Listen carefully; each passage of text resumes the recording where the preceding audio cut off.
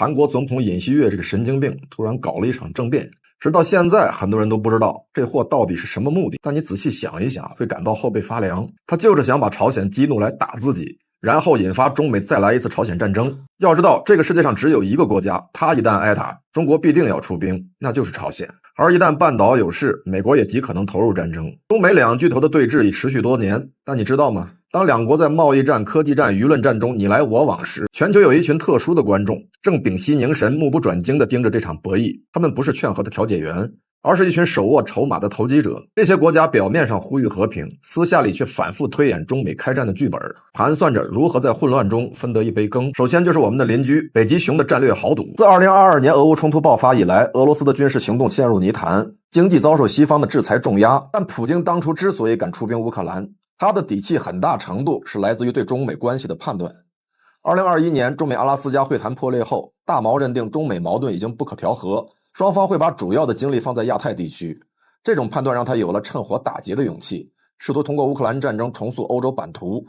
而随着战事焦灼，大毛的心里又急了，心说你俩怎么还不直接冲突呢？他的想法是，一旦中美开打，美国必然需要俄罗斯在能源、地缘政治上的配合，而中国也会希望稳住北方边境。这种左右逢源，谁都求他的机会，正是莫斯科解套的关键。他就像一个赌徒在两个拳手身上同时压注，这种矛盾心理在他的外交政策中其实已经表露无遗。再看中东，我们都认为伊朗这个国家太怂，只知道升旗，但这种所谓怂的背后或许暗藏战略玄机。站在伊朗的角度，单独一个以色列他并不放在眼里，他怕的是以色列背后的美国。一旦主动对伊朗动手，老美很可能像2003年攻打伊拉克那样迅速调集力量干预。因此伊朗的策略是等风来。他深知只要中美能打起来，美国就没有余力在中东维持军事存在。等美国在与中国的冲突中消耗了实力，他再放手解决以色列问题。在我们的兵法中，这叫螳螂捕蝉，黄雀在后。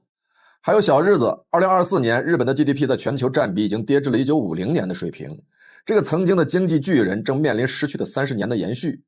其实日本的困境很大程度来源于美国的亚太战略，他既要帮着老美遏制中国崛起，自己又不敢直接开战。美国这种威慑加遏制的平衡术，让日本夹在中间进退两难。而如果中美开战，日本将迎来难得的战略机遇期。若美国获胜，他可以借机重新武装，成为东亚宪兵；若中国胜出，他也可以像1972年那样尼克松式转向，通过向中国道歉的外交方式获得经济利益。这种左右逢源的策略在日本战后的历史上屡试不爽。但是最痛苦的就是当下的这种局面，中美既不打也不和，日本就只能在经济衰退中越陷越深，还要承受驻日美军的各种骚扰。然后是东南亚国家，包括台湾省，他们的心里也跟日本是一样的。这些家伙也没有什么称王称霸的野心，总之就是谁赢他们就认谁当老大，反正别跟现在这样两边拉扯就好。这种夹心饼干的滋味，东南亚几个国家都感同身受。越南在南海问题上小动作不断，菲律宾频繁与美国军演，但私下里却加强了对华的经贸合作。这些国家的想法其实很简单，说到底就是赶紧在中美之间认一个爹，总比现在夹在中间两边讨好强。而这些都是小国才有的心态，像我们这种当了几千年大国子民的人可能都理解不了。其实这就像古代的朝贡国，谁拳头大他就向谁纳贡。这种实用主义外交在国际政治中并不罕见，但却让地区局势变得更加复杂。每个国家都在等待中美决出胜负，以便做出最有利的选择。翻看世界近代史，修昔底德陷阱的阴影始终挥之不去。从19世纪末的英德竞争到20世纪美苏冷战，新兴大国与守成大国的冲突一直都难以避免。但2016年的南海对峙打破了这一铁律。当中国军舰在南海摆出拼刺刀的架势时，美国航母战斗群却选择了后撤。这一战让中国摸透了美国的底牌，其霸权看似强大，实则外强中干。美国的衰退一年比一年明显。2024年，美国在全球支付中的份额跌破 58%， 创下了25年的新低。北约内部对乌克兰的援助出现裂痕，中东国家开始用本币结算石油。这些变化是从没有过的，也让美国变得更急于遏制中国，但却让他自己陷入越遏制越崛起的怪圈。这就像一位老去的拳击手，曾经的重拳如今变得绵软无力。我一直都说中美很可能会有一战，虽然中国给出的答案是崛起不一定要通过战争，但事实是中美早已经在其他领域打了好几年。站在2025年的节点回望，中美博弈已经进入了中场休息。当其他国家在盘算如何渔利时，中国仍然在保持着自己的定力。西方人突然发现，似乎中国人对世界大战的理解与他们不一样。每一次的战争都曾改变局势的发展，战争作为政治的延续，承担着决定重新分配利益主导权的作用。战争的双方往往是代表了两个利益团体的剧烈碰撞。在中国历史上，每一次战争的背后都是国家力量的不断转变。在人类的历史上，迄今为止已经发生了2场世界大战，深刻地改变了历史的进程。而从某种程度上，可以将2次世界大战视为世界格局的重新洗牌。2次世界大战之中，多国剧烈冲突，导致了人口的大量损伤，人类文明遭受前所未有的浩劫。但是随着近年来西方人的研究不断深入，他们发现中西方对于曾经深刻改变世界的世界大战的认识有着截然不同的看法。对于西方而言，世界大战的爆发无非就是世界主导权的重新洗牌。在西方世界中，有着一个共同的精神主体——基督教，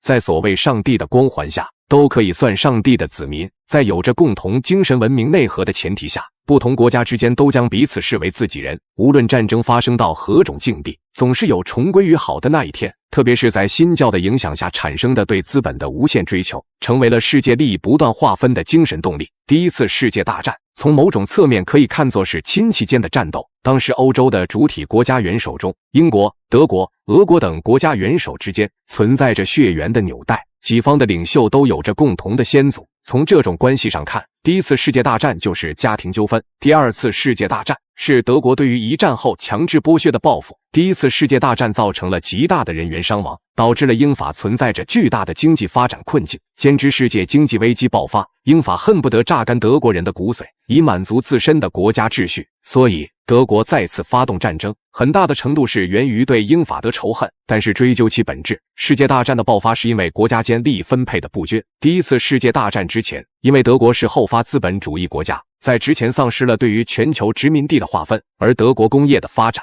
使得德国觊觎英国庞大殖民地带来的低价原料和庞大市场，所以欧洲新旧势力的王者不可避免地发生了针对重新瓜分世界的冲突。在第二次世界大战中，轴心国集团就是试图在欧洲和亚洲建立起以自己为核心的政治经济联合体。德国在战胜法国之后，在实现国家复仇后，并没有吞并法国，反而试图拉拢维希法国加入轴心国集体。日本提出的大东亚共荣圈，就是在建立以日本为绝对领导的亚洲统一体，而建立联合体的核心目的就是实现内部的经济发展。所以本质上西方人眼中的世界大战就是权益的重新分配，而在共同的基督教文化下，各国之间对于战争造成的对立并不敏感。所以第二次世界大战后，在德国深刻反思战争之后，依然能够被西方接纳，同时成为欧盟建立的主导国家。中国眼中的战争，民族救亡图存。对于中国而言，世界大战就是列强试图重新分配在华利益的过程。近代以来，中国的历史核心主题就是救亡与图存。自1840年鸦片战争以来，中国开始沦为半殖民地国家。清代的闭关锁国造成了中国的长期落后，这也给列强侵略中国带来了便利。在列强的轮番侵略下，中国成为了他们的商品倾销地。事实上，中国也曾试图利用世界大战来改变自己的地位。在第一次世界大战中，中国政府就曾争论是否要派遣军队参与欧洲战场，最终的决定是派遣劳工。但是在中国劳工付出了巨大的汗水和牺牲后，在巴黎和会上列强撕毁了战时的协议，将中国的利益重新瓜分。在第二次世界大战后，美国同中国签订的协议中规定了中美双方开放市场和港口。当时的中国是完全没有能力进入美国市场，这个所谓的双方开放，实质上就是中国对美国完全敞开大门，这就是实质上的帝国主义。在西方人的眼中，中国没有强烈参与到世界大战中，自然也就没有权利参与利益分配。但是第一次世界大战中，中国劳工冒着炮火，付出了巨大的牺牲，保证了英法两国的物资供应和工事修建。在第二次世界大战中，中国战场付出了巨大的牺牲，牵制了日本大量兵力，使得日本不得不延长战线。中国对世界大战的胜利付出不可忽视，而西方的认知更多是源于精神和文化的偏见。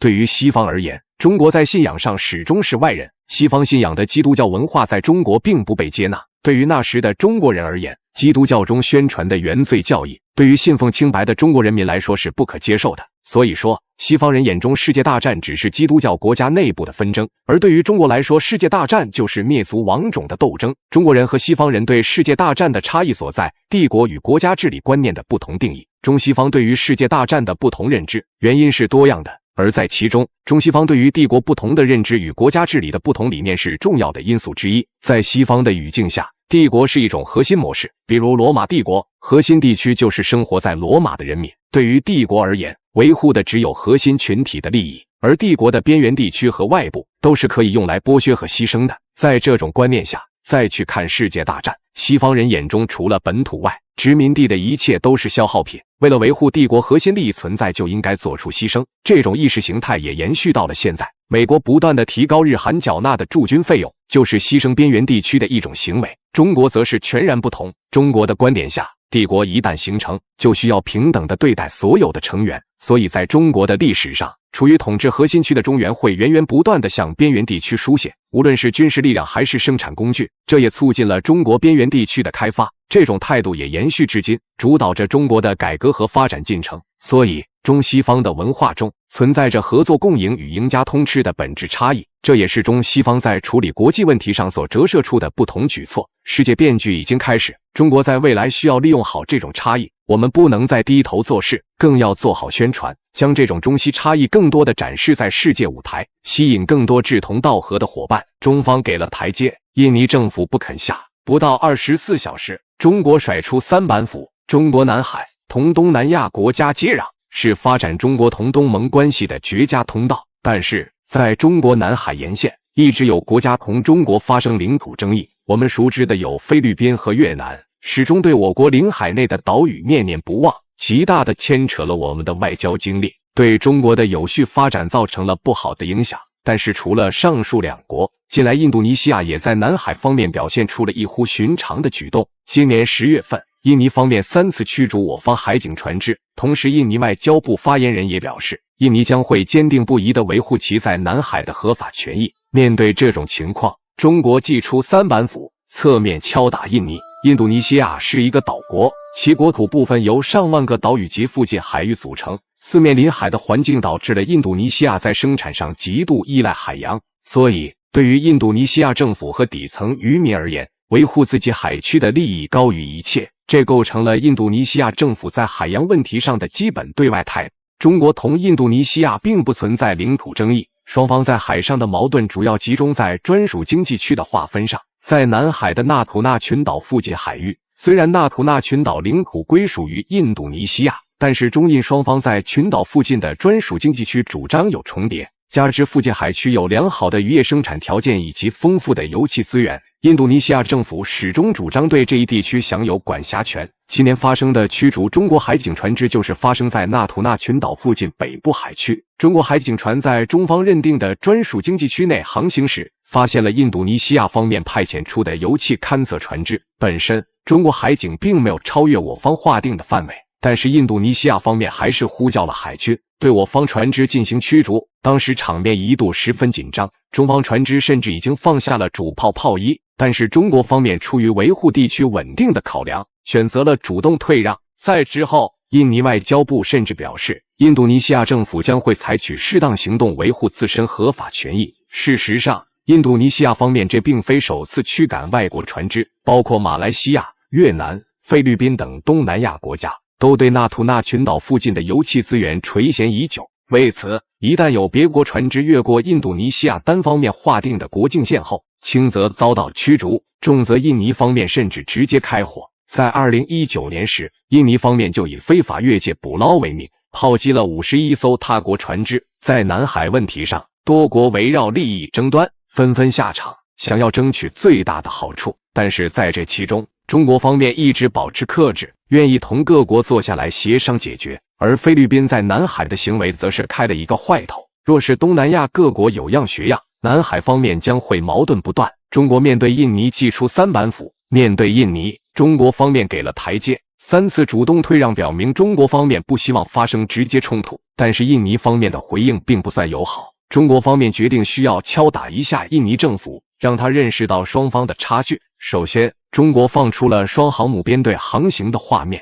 对于世界各国而言，航母就是海上的绝对优势力量，特别是针对海洋国家，航母编队不是简单的以航母为核心。中国的航母编队包括航空母舰、055驱逐舰、052驱逐舰、核潜艇等一系列船只，此次公布的双航母编队训练画面来看，除了舰载机外，编队中包含500余个垂直导弹发射单元，在不包括核潜艇携带的核弹头外，目前的火力完全可以摧毁一个中等国家，包括印尼。其次，中国方面杀鸡儆猴，在外交部例行记者会上，中方发言人林健针对越南抗议中方针对越南渔民被扣押事件，回应到希望有关国家提高渔民的管理教育，遵守相关海区规定，不要越境捕捞。这一行为看似是在提醒越南方面，同时也是在提醒南海有关国家不要挑战中国的底线。随后，中国方面邀请马来西亚总理访华，恰好在印度尼西亚新总统普拉博沃访华前期，此举就是在向印尼表示，中国在东南亚并非只有印尼一个选择，